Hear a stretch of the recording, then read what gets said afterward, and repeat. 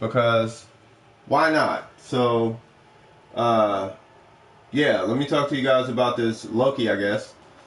So, we all know Loki's an invisible frame, and that's about the gist of it. There's really no magic to him. It's just whoop-de-doo, he goes invisible, right? Well, yeah, that's pretty much the gist of it. There's not really much more to it. I could get into the specifics like decoy, which always spawns at level 1 because it's a decoy. And then there's switch teleport, which you use switch teleport with this, which is, I mean, that's fine. You know what I mean? And then you have his invisibility, of course, and then you have Larva. Well, here's the build in a nutshell. So you have energy siphon. I actually use energy siphon on this because I like having my energy back at any given time, because I'm probably going to be using these two like a lot, and this one, even though it's cheap, I do use it a lot, right? And this is particular because I have 100 efficiency, which is not really going according to Cypher rules, but you know, it is what it is, right? Prime sure-footed for obvious reasons. The last thing you want to be is a squishy frame on the ground, because if you notice, I don't have adaptation on here, right?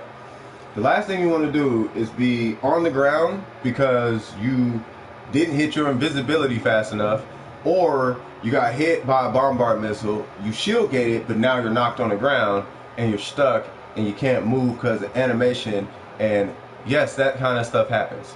So yeah, prime sure-footed, guardian for obvious reasons. You're going to see these arcanes on pretty much everybody. Just keep in mind that my melees, the ones I use, they all have heal and return, which is why that's there. So you can replace this arcane strike with whatever you want to replace it with. You can replace guardian with whatever you want to replace it with. You adjust it to your liking. I just know that guardian for me helps me stay alive. Quick thinking and flow helps keep me alive. That's why I use those, right? Continuity for obvious reasons. We want a really high duration because we want our invisibility to last as long as possible while still respecting Larva, right? Narrow-minded, I would like more range, but that's okay because I'm not doing any, because I don't have any damage dealing abilities. Strength is not really an issue, so I can opt for overextended. Totally cool with that. Now the range is okay, but it's much nicer when you pair it with either auger reach or stretch. You can use whichever one you like. I could fit auger reach here, so I was cool with that. Plus I got stretch there. Now it totally makes sense. I apologize. But the meat and potatoes is hushed invisibility.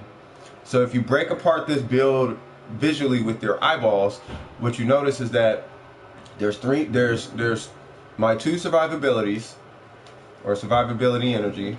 There's 3 range, right? And then I have my duration, 2 duration mods, and then I have an augment. It's really that simple. There's only 3 chunks to it, right? Survivability, duration, range. And then I get, okay, 4, sorry. Now, this one right here actually can make or break the build, just to give you guys a heads up.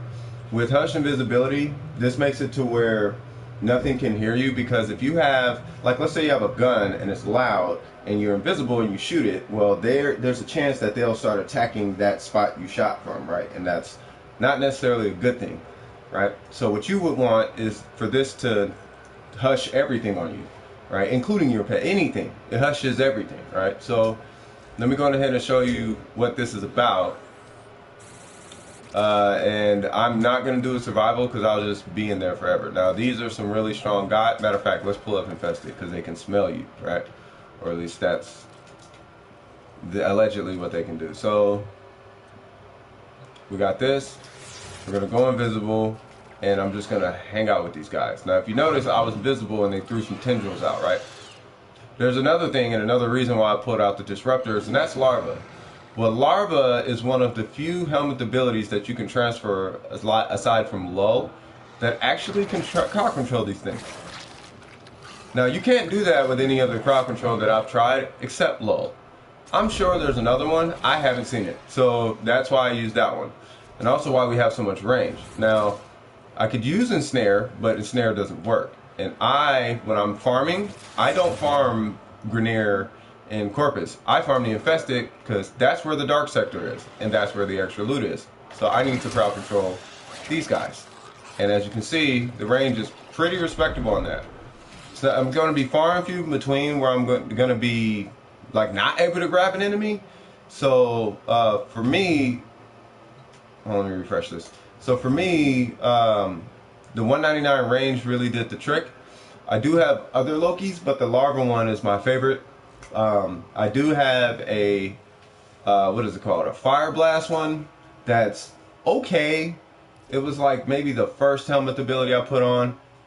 Yeah, like I said, it's okay. I don't really like it. But it does allow for more survivability because you don't need the range as much. And then of course we have the standard Loki, which is, you know, this is the one. This is with 169 range. It does have adaptation because I don't need what is it, the Auger mod to make it work. But with this one, you get radio disarm, and radio disarm is extremely nice. It's extremely nice as it stops bombards. If you're ever doing one of those missions, it just stops bombards. Just can't shoot anymore, and that is why radio disarm is a thing, right? Really, any disarm ability on any Warframe. Not jamming them. Jamming them, it's just they temporarily can't shoot. But completely taking the weapon away is a whole nother story. But anyway, that's my Larva setup. I guess as far as my dual cares, because they're nerfed, this is actually what I run. Now on the Loki, on anything with Arcane Strike, this is what I run, right? Well, without Organ Shatter, I run that, right? So I'm running Condition Overload, Blood Rush, Weeping Wounds, Berserker, Viral, Heal and Return, and a ranged negative ribbon with damage. That's my setup. And if I'm running something without Arcane Strike, I shit you not, this is what I run. Blood Rush is pretty much the only one that's really doing a whole lot here. Of course, Condition Overload is too, but that's a given. But it's really just the Blood Rush.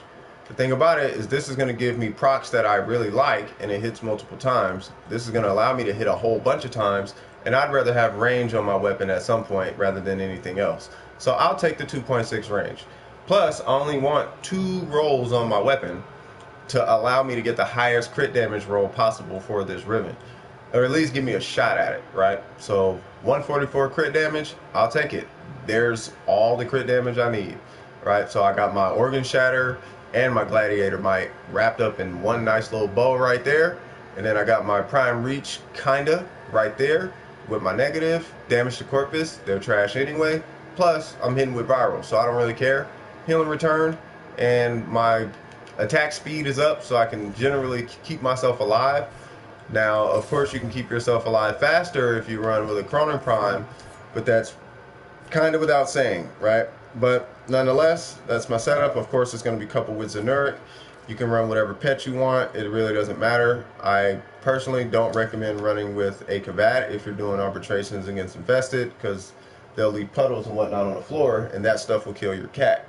But big brain it however you need to big brain it. It'll work out for you in the end anyway, because you and your cat or your pet will be invisible anyway. So that's pretty much the gist of it. Let me leave this back up on the screen. You guys can do with this build as you wish. Copy it, paste it, shoot another YouTube video with it, adjust it, call it your own. I literally do not care. This is what I run when I'm doing my runs. And that's pretty much the gist of it. If you're asking where any additional 3,000 whatever damage is coming from, it's coming from a new core. You can use any new core you want, or you can gas it up and do the gas new core and call it a day. Now me, I have 185 status. You can hit 200 status, but I opted for Lethal Torrent for the multi-shot and the fire rate. It just felt better. I didn't have to think, and it felt like it procced faster. I don't know, but in about the blink of an eye, you get all your procs procced to 10 minimum in like a second. So if I really need the damage, I'll just hit that, and all 8 people are primed to die in less than a second, so I don't really care. So there's my damage, in case you're curious. That's pretty much the gist of it. Yeah, that's my Loki. Let me put this back up, and I will highlight you guys in the next piece of content. Let me know if it helped you. Let me know if it hurt you. If it, you know, that's pretty much it. I don't really know how these guys be in these videos, but I will catch you guys in the next piece of content. And also, if you guys like the video, don't forget to like and subscribe. Woo! All right, you guys. I love you guys. Peace.